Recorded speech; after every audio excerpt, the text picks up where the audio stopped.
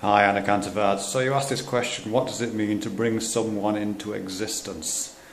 I think it's an interesting question. Well, I find it an interesting question, partly because it fires off some ideas to do with metaphors in me, what kind of metaphors are powering our understanding.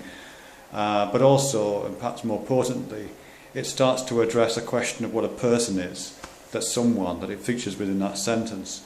Let's do the metaphor thing first. To bring someone into existence, I mean, there's lots of ways in which we can talk about childbirth or about, the different ways, the different biological systems that operate. But particularly childbirth and also death. We could kind of talk about them literally. We could talk about penises and vaginas, and we could talk about ovaries, and we could talk about birth canals, and we could talk about fetuses. That kind of a conversation could happen. But I think if we limited ourselves to that, I think none of us would be very satisfied with that. We'd feel that we weren't really addressing what we were talking about, because what we want to talk about is persons. And whilst we want to grant a newborn child or even a late-term fetus rights, in the sense of we wouldn't want to deprive it of existence, perhaps, we still wouldn't want to say, oh, that's a person. And we're really talking about persons. Okay, so what does it mean to bring a person into existence? I'm not sure what that means, because clearly there's no persons which precede the act of existing. There's no persons out there ready to be brought into this space, bring into existence. We're configuring it metaphorically as if existence is this kind of space, like a room, and there's some people outside and we're bringing them in. So even though we know that's not true, a lot of the language we use draws on that image, doesn't it, or something like it. People talk about reconfigurations of matter and energy, which again is factually true, I guess, but again doesn't speak to the heart of what we want to talk about, which is persons who have rights, either the right to be born, the right not to be born, the right to bear children, or the right not to. Those kind of rights are assigned to persons, aren't they? Not to configurations of matter and energy, and not to lumps of inert biological tissue. Okay, so that's the first thing, the language around that. Because it's not just the language, it's also the thought around that. And as long as we're thinking in terms of persons being brought into existence from some other place, as long as that's powering our intuitions, we're going to make mistakes, or it's going to bias our concerns one way or the other. And other metaphors will bias it in different directions, of course. So that's the first thing. The second thing is to do with this thing about persons again, because a person, as I just said, isn't a configuration of matter and energy, and isn't an inert slab of beef, is it?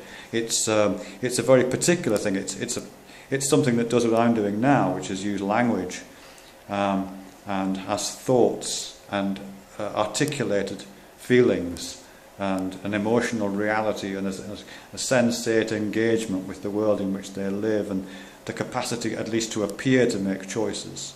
There's a lot to be said about that, I think, isn't there, still? But all those kind of features which kind of form the horizon of what it is to be a human being, and what it is to be not even a human being, an animal too, or most animals at least. Those are aspects of a person.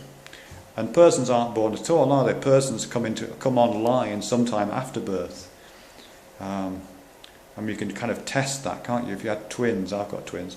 If you had twins and you brought one of them up in a normal family environment, or even a dysfunctional family environment, and you raised the other one in a cellar where they had no contact with another human being, didn't learn language, didn't learn how to behave within the network of social relations we all do, they wouldn't achieve personhood. Their psyche would not take on all those aspects of personhood that we value and that we're talking about here. They would undoubtedly, there would be something called pain going on there. There'd be something called pleasure possibly even going on there. There'd be some kinds of psychological activity going on there. But there wouldn't be any of those attributes we think of as personhood. Persons only come online within social networks. And deprived of that, you don't get people. And indeed language communities. If you're deprived of a language community, you don't form as a person. And as I say, those are the items of exchange. That's the currency we're talking about right now, I think. So I'm not sure that's an answer to your question there, or just a response to it in my first thoughts. What does it mean to bring someone into existence? What is that? It's in a sense, it's a kind of myth, and I'm using the word myth in the technical sense, not in the sense of it being just a simple lie, but it's a kind of myth that our brains, it seems to me, are dreaming, to do with trying to understand complex biological processes, complex psychological processes, life and death processes. No one experiences death, no one experiences being dead.